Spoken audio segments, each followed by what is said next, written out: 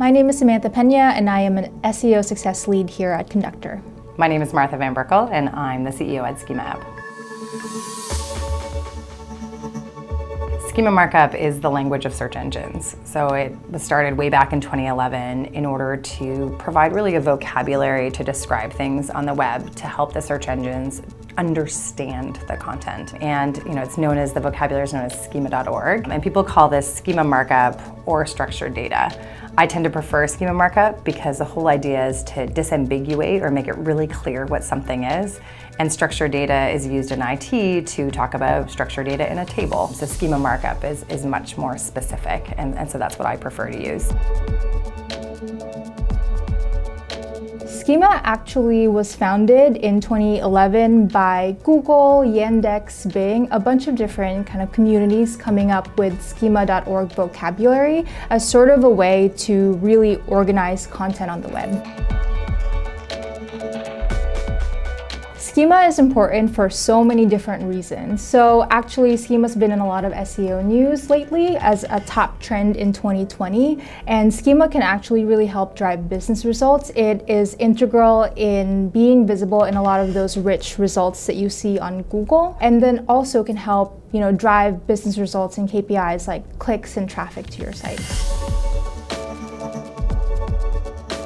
Schema is so important to SEO, especially these days. It actually can help drive a lot of really good business results to your site. It can make your content eligible for rich results that you're starting to see more and more in Google, and can help increase click-through rates and traffic to your site. Schema does not actually guarantee that you have rich results. It just makes you eligible for it. But if your content is well optimized, you're providing a really great experience for your customers, that would increase the chances of your content actually appearing as a rich result and being discoverable on Google.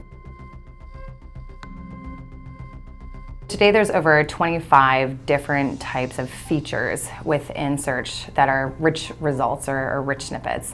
And they range from everything from ratings and reviews to job postings, articles and blog posts. Employer rating is one that came up recently. FAQ and how-to are two of the most recent ones that were announced in May 2019. And we really love FAQ because it allows those answers to show up directly in search. And then this past fall, we saw data sets and video clips, so being able to identify a specific clip. But recently at the Google Search Console Webmaster Conference, they really announced and said they're going to continue to evolve these features, and so we expect in 2020 to continue to see an acceleration in what Google is going to provide as features that you can get in search.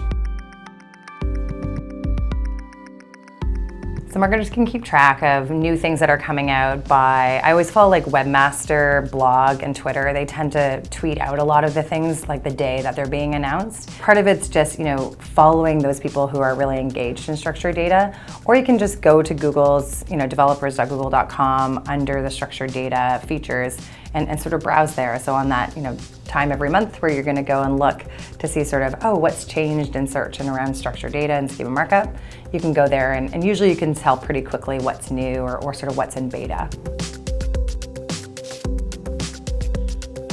If you're a Conductor customer, you can use Conductor Searchlight to help identify which pages or page types you should be implementing schema markup that would drive the greatest value to your business. So one of the ways is looking at content performance and looking at your top pages that drive the greatest amount of organic traffic or the greatest amount of conversions. Another tool and report that I like to use in Searchlight is looking at the result types report, where you can see what rich results are the most common to appear for the keywords that you're tracking. For example, if you are a publisher and you're publishing a ton of early stage content, you can look at the result types report in Searchlight to see how many of your keywords trigger an answer box. And that might be a way to prioritize which schema you should be implementing on your site. So for example, let's say you're an e-commerce site and you're selling products on your website. You can look at Searchlight at the content performance report to see which products drive the greatest traffic or conversions to your website, and then use that to say, hey, we need to implement product schema on these pages in order for our product pages to be eligible to rank for the product rich results on Google. The way that you choose which schema to implement, there are a few different things that you can do. So the first is actually looking at the content that you have and looking at the schema documentation and then really mapping the content with what schema is available that would make sense for your particular business and the most relevant.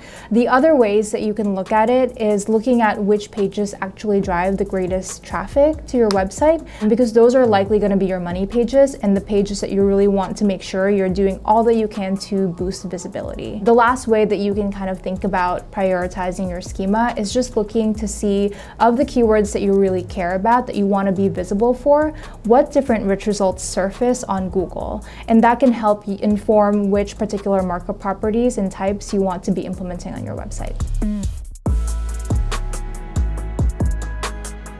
So in order to position schema markup and the value add within your organization, I would start by just looking at the market, right? Google is being very, very vocal about it is a must-do in order to get done. If we were talking in 2015, I'd be like, oh, you're still an early adopter, an innovator. You know, in 2020, Google has said, you know, adopt it, follow it. Make sure that we understand your content and we'll reward you with these things. The way that you build a business case for schema markup is just putting together a really tight SEO test plan. So the first step is really identifying what pages you'll be putting your schema markup on, and then identifying what those schema markup properties are. From there, it's really making sure that you have tight KPIs that you'll be using to measure the impact of your test. So I like to use a few different KPIs and metrics, such as organic traffic to the pages where you implement schema, rankings, did implementing schema improve your rankings or make you show up for certain rich results that you're going after, and also did it improve organic click-through rate to the pages that you implemented schema markup for. From there, what you do is you launch your schema markup, make sure that it has no errors, and then I like to wait maybe 30-60 days after implementing an SEO test to make sure that Google has enough time to crawl and register the changes that you made.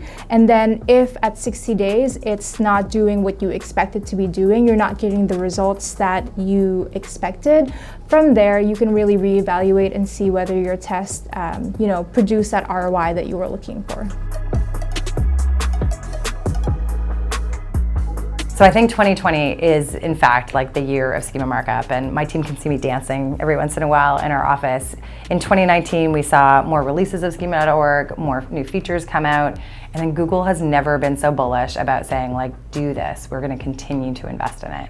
And so we're super excited because it's something we're passionate about talking about. But I do think that this coming year, we're going to see broad adoption, both from the search engines and the features they're doing, but also where it's going to become like one of the top three things you need to get done.